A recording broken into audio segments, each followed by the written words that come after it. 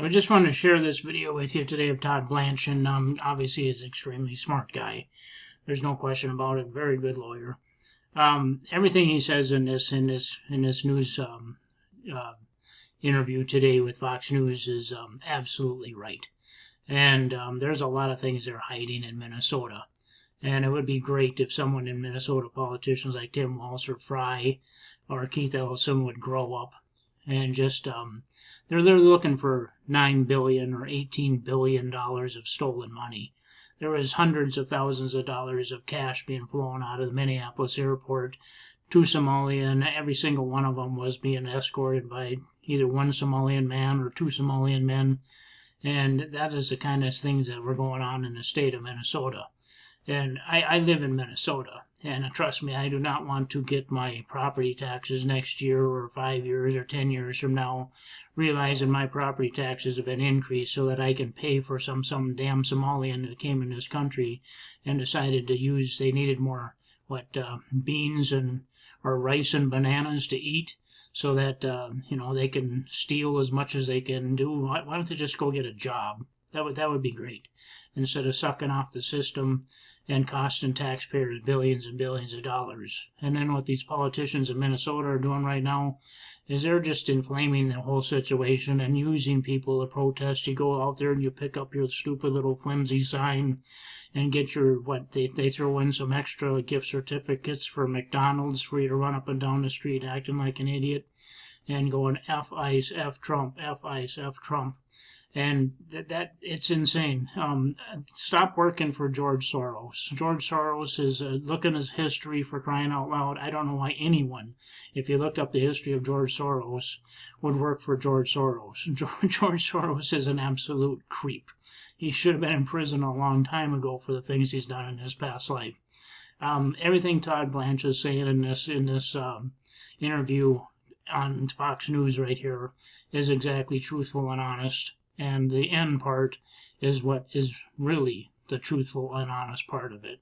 So I hope you take a listen to this before you pick up that damn protest sign again and go make an ass out of yourself, or in the worst case scenario, end up getting shot or killed, or again, trying to run people over with your cars or throw frozen ice bottles at people or things like that. We're all in this together as Americans. And if you look at the past, what was going on with Black Lives Matter, same situation. Remember the Nancy Pelosi kneeling down in the Capitol with their Kunta Kinte outfits on, supporting Black Lives Matter, Black Lives Matter. And look what happened with that 5 years later on down the road. The people are involved in Black Lives Matter setting it up, from buying multi-million-dollar mansions, beautiful, gorgeous luxury cars, cash in their pockets. And what happened there? The poor black people in this country are used again by a political party like they've always been used by the Democrats as a political party. That's their voting bloc. In Minnesota, it's the Somalian voting bloc. Everything Todd Blanch is saying here, listen to it and seriously ask yourself, who are the corrupt ones here? Who are the ones that are really causing the problems in the state and in this country? And Todd, we stopped the tape before shots rang out, but I want to get quickly your reaction to this hearing coming up today, this judge issuing a TRO on altering or destroying evidence.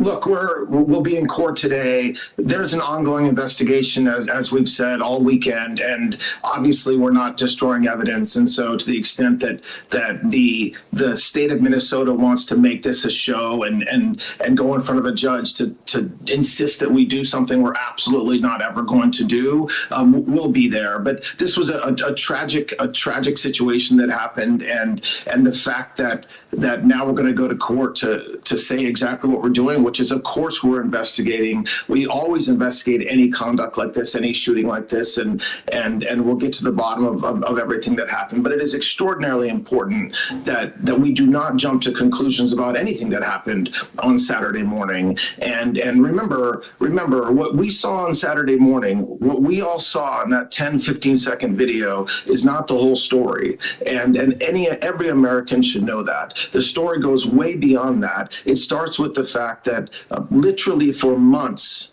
we have received zero assistance from the state of Minnesota and any assistance from law enforcement. And it leads to what you saw on Saturday morning, which is out of control rioters and a tragic situation unfolding. I want to get to what we saw and how the DOJ characterizes what is available to us. But I do want to play for you. Minnesota's Attorney General Keith Ellison is basically saying that you guys are not preserving the crime scene. Listen here. Here's what he said. I don't care if you're conservative, liberal, or whatever, but you should at least be in favor of conserving evidence in a homicide, and to have to go get an order from a judge to preserve. Keith Ellison is a complete farce. The head law enforcement officer of the state of Minnesota, who has been caught in a recording having conversations with Somalian people, that all of a sudden all these Somalian people that he's having conversations with are involved in the feeding of the family scam and all of these billions of dollars that are missing. So Keith Ellison should be the last one to be talking here, the self-proclaimed Muslim. All of a sudden wants to talk to about preserving evidence and telling other law enforcement people or other people how to preserve a crime scene. He should really honestly work on just preserving his own crime scenes. Preserve that evidence is extraordinary and should alarm everyone who believes in equal justice under the law and who believes that every person, no matter how this case ultimately is resolved, deserves to have their case investigated to get to the truth of what happened. Your reaction, Todd? First of all, that was a bald-faced lie. And it's disgusting that the Attorney General at a time like this will come out with that disgusting rhetoric. As everybody knows, as the governor himself knows, as the Attorney General knows, as the mayor knows, after the incident happened, local law enforcement decided to come on the scene, and they lost the crime scene. Protesters and rioters overtook that crime scene. It was not federal law enforcement. It was not Border Patrol agents that did not preserve the crime scene. That is just blatantly false. And so it would do everybody in this country a lot better if honesty were spoken from the leadership in Minnesota. But we're going to continue to do what we do every day, which is the right thing, and investigate, and we'll go from there. Todd, I want to dial into the frustrations at DHS. My colleague Bill Malusian reporting about the DHS's rhetoric. Here's a quote from his reporting saying there is extreme internal frustration with DHS officials going on television and putting out statements to describe Alex Frey as a domestic terrorist who was there to inflict maximum damage on federal agents or conduct a massacre, even after multiple videos emerged to show that these claims appeared to be inaccurate. Some of these sources have described DHS's response to the shooting as a case study on how not to do crisis PR. One said they're so fed up they wish they could retire. Another says DHS is making the situation worse, and even another adding DHS is wrong and we are losing this war. We are losing the base and the narrative. This is coming to a head, Todd. I ask you, based on the DOJ's purview, do the actions of Alex Frey amount to domestic terrorism? Look, it's an investigation, so I'm not going to prejudge what his actions were or were not. But there's two things that have to be part of this narrative. There are two very important points that have to be part of the story that we're talking about. Number one is the reason why that happened on Saturday is because we get zero cooperation from police. DHS, Border Patrol, operates in 50 states doing hundreds of isolated targeted arrests every day. There is one city where we see this outrage, one city, and that's Minneapolis. And so to come after... And it's one city that they receive outrage from or have a problem with dealing with, just so happens to be a city who is missing, again, billions of dollars of taxpayer money. I don't understand why people in this country think it's just okay to be missing billions of dollars of their money. Could you imagine what $18 billion in the state of Minnesota could do for the state of Minnesota or for your children in the state of Minnesota? Think of the outstanding, beautiful schools that they could be going to. They talk about not having security, and then they tell you about gun control and banning the AR weapon every time there's a school shooting. And people ask, well, why isn't there armed security people in schools?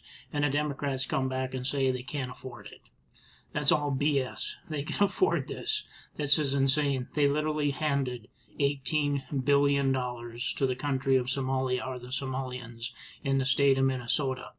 So while they're driving around their nice cars and living in their nice houses with your stolen money, shouldn't the state of Minnesota own the country of Somalia? We bought it. With all due respect, sir, my question is more pointed. Do you believe your colleagues may have gone farther? You are an attorney at DOJ. 18 U.S. Code 2331 has a legal definition of domestic terrorism, and it doesn't appear to most of the country that have watched the available video, and we'll see if there's body cam video. I'd love to know if that's going to come out, if there was such a thing, but it does not appear to have met that definition of domestic terrorism. So I'm just sort of wondering how you in the DOJ are viewing whether your colleagues may have gone too far. Look, I don't think anybody thinks that they were comparing what happened on Saturday to the legal definition of domestic terrorism. What we saw was a very violent altercation, and I am not going to prejudge the facts. You're right. There's a bunch of video that's out there. There's a bunch of video that we haven't seen yet in the minutes leading up to what happened and in what happened afterwards. And you're right, to the extent there's body cam or other videos that witnesses are still providing to us. So I'm not describing it as anything except for a tragedy, but I do not think it is fair. It is not fair for the narrative to be around something DHS said. It is not fair for the narrative to be around what a video shows over 10 seconds, when the real true story here is something much bigger and much more problematic that the American people have to recognize, which is that in one city we have this outrage and this powder keg happening, and it's not right, and it doesn't happen anywhere else, and it's simply because of one reason, and that's leadership in that state. When there was all the focus on the billions and billions of dollars in fraud happening in Minneapolis, suddenly Minneapolis becomes a powder keg. And the people that caused that to happen were the governor, the mayor, the attorney general, Omar. They're the ones that incited rhetoric, encouraged these rioters to go with their cell phones, not to peacefully protest, but to go out and do exactly what was happening on Saturday morning. And so there was a powder keg, and it was absolutely lit by that leadership. Deputy Attorney General Todd Blanch, we appreciate your time. He's exactly right. That's exactly what's going on in the state of Minnesota. And then they think that Amy Klobuchar will run for governor of Minnesota, and she's disgusting if you ask me. She's been around too damn long. She's a neocon. She's a warmonger. And then is that what Minnesota's going to get next? They're going to replace Tim Waltz with Amy Klobuchar. I don't look at that as an improvement on this state at all. And that's exactly what's going on. Mr. Blanche is completely right in this situation. All of a sudden, when they start looking into where billions and billions of dollars have disappeared to, and the little scheme that they going on, they bust in, they shipped in Somalians into the state of Minnesota for their voter block. They know damn well that these Somalians, they got them figured out they're going to have them vote Democrat no matter what. So they simply bust in or shipped in the Somalians for their voter block. The Democrats did. That's their guarantee for their campaigns. It's guaranteed for their elections. And then they use that to turn around, and then these Somalians started taking out phony businesses or shell companies with medical businesses, transport businesses, child care businesses, you name it. You're seeing the same problem in Maine, Ohio, and Washington State, and you're going to see the same situations in those states also coming up with ICE agents and trying to deport these people. They have to be gone, and the sick part about it is that the Democratic Party, the Democrats in Minnesota, are going to sit there and pretend like, oh, we didn't know anything about it, and no, we didn't take a cut of any of this money. And I hope and pray that sooner or later you're going to see what's really going on in the state of Minnesota and who took the money. And I hope, and I really hope this time, instead of this stupid idea of words, of saying, oh, we'll get to the bottom of this, oh, we'll figure this out. There needs to be people locked up for this. You don't steal $18 billion or $9 billion from the American people. That would be an act of war. If another country came into here and stole that kind of money off of us and walked away with it. This is insanity. Anyway, but if you want to pick up your little goofy $15 sign and run down there and march and say F Trump, F this, F that to everything, I hate America, and get your little, maybe they throw in a little gift certificate for McDonald's so you can get food for the day, go right ahead and freeze your ass off in Minnesota and walk up and down the street. I don't care. But look at the whole picture of the thing, for crying out loud, before you start doing that. I mean, your head's not a hat rack. Figure it out for yourself. What are they really truly hiding here? And why are you allowing them to use you for their political agenda? Thank you for joining my channel. I hope you like and subscribe. Thank you very much.